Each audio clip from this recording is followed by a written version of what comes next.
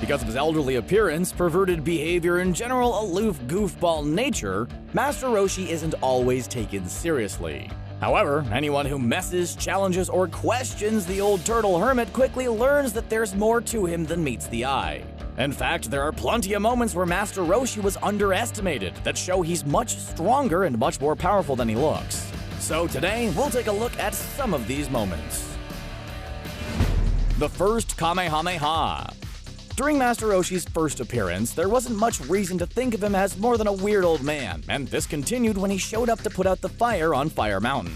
There wasn't all that much confidence in the old turtle hermit, save for the Ox King.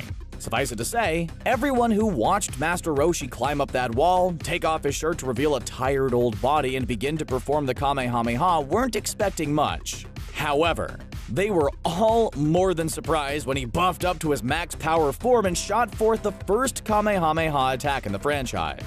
Roshi's massively muscular full power form was impressive, as was the power that he put out with the Kamehameha, both acts completely shattering the low expectations that were placed on him by Goku, Bulma, Chi-Chi, and Oolong. What was even more impressive was that Master Roshi actually managed to put out the fire that was surrounding the Ox King's castle. Unfortunately, the Kamehameha wave also managed to completely destroy the Ox King's castle in the process, an act that was just as, if not more impressive than putting out the fire. Training Goku and Krillin. As we just established, Master Roshi is something of an old goof, constantly acting dumber and more carefree than he actually is. Because of how much of a perverted goofball Roshi portrayed himself to be, it's not hard to see why Goku and Krillin had doubts about the old hermit's training.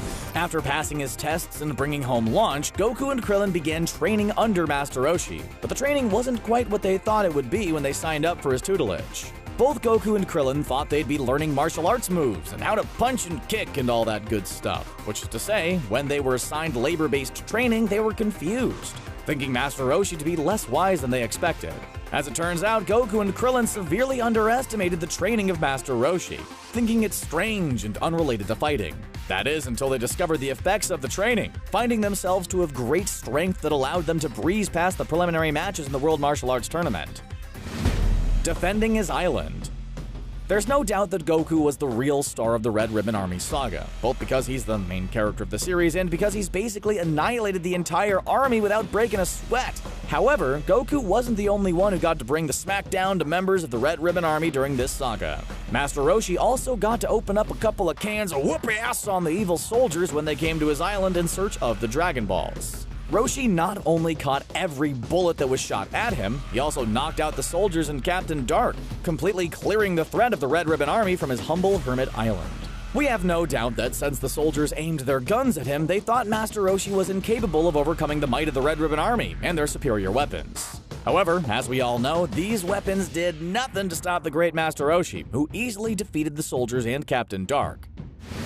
Jackie Chun vs. Tien.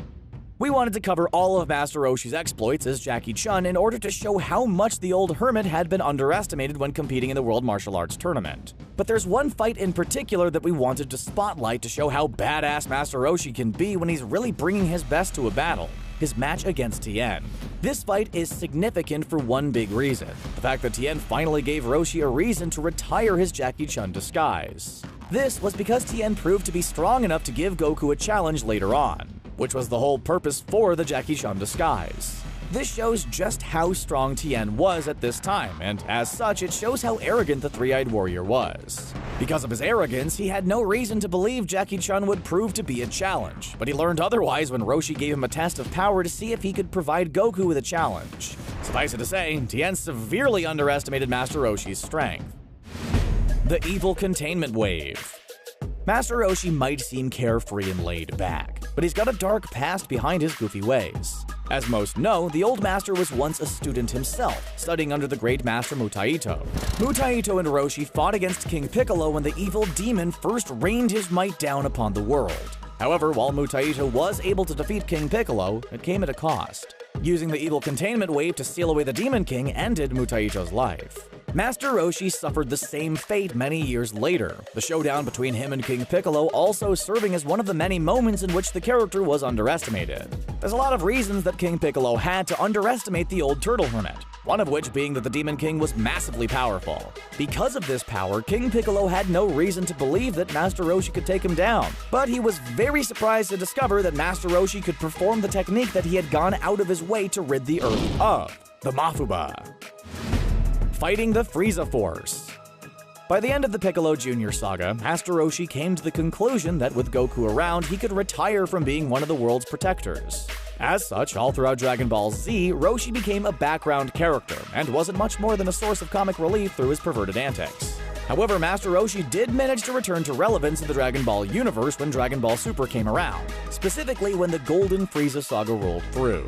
In this saga, as well as the movie it was adapted from, Master Roshi showed up to face Frieza and hold him and his army off while the Earth waited for Goku and Vegeta to arrive. During this fight, Master Roshi proved that he still had what it takes to defend the world from evil. By powering up to his max power form, Master Roshi was easily able to take out a number of Frieza's soldiers, reminding us all why they call him Master Roshi. Defeated Kawe. The Golden Frieza saga wasn't the last time Roshi would prove he's still relevant in Dragon Ball Super, since he would eventually be chosen to fight on Universe 7's team in the Tournament of Power.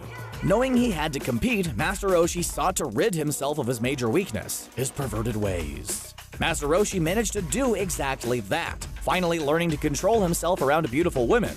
But his teammates weren't sure, since they pointed out the female Saiyans of Universe 6, wondering if he'd be okay against them. Not only was Master Roshi confident that he'd be fine, but he was able to prove it when he faced the beautiful Kawe. Both Roshi's teammates and Kawe thought he'd struggle to resist his urges, underestimating his ability to overcome his weakness. But he once again proved his doubters wrong by defeating Kawe, and getting Universe 7 one step closer to winning the Tournament of Power. Defeated Derkori. For an old guy who's been outclassed for years by his students, Master Roshi managed to knock out and eliminate a fair amount of opponents during the Tournament of Power. After Kawe, Master Roshi knocked out another member of Universe 4, known as Derkori, a magic-using warrior. Master Roshi made very quick work of Derkori, easily escaping her magic before breaking out the evil containment wave. By using the Mafuba, Master Roshi was able to seal Derkori away in a tiny jar that he had brought with him into the battle, throwing the jar over the edge of the arena to eliminate the Universe 4 warrior. This move was actually called into question, but the Zenos allowed it because they found it sugoi! So, no foul. Once again, Master Roshi exceeded the expectations of both the audience and the warrior he was facing, breaking out a powerful technique that Derkori wasn't expecting, and that was expected to kill him, since that's what happened before. Master Roshi trained to be able to survive not one, but multiple Mafuba attacks, breaking expectations everywhere. Defeated Ganos. The final opponent that Master Roshi defeated in the Tournament of Power was a warrior by the name of Ganos. However, the defeat of Ganos didn't come as easy as the others. In fact, it almost cost Master Roshi his life. The battle started with Master Roshi having the upper hand over Ganos, who appeared to be rather weak in comparison to the old master.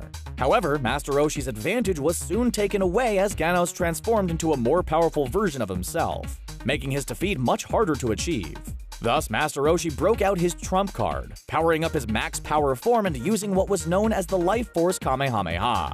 He used the remaining energy keeping him alive to blast out a powerful Kamehameha and knock Ganos out of the arena.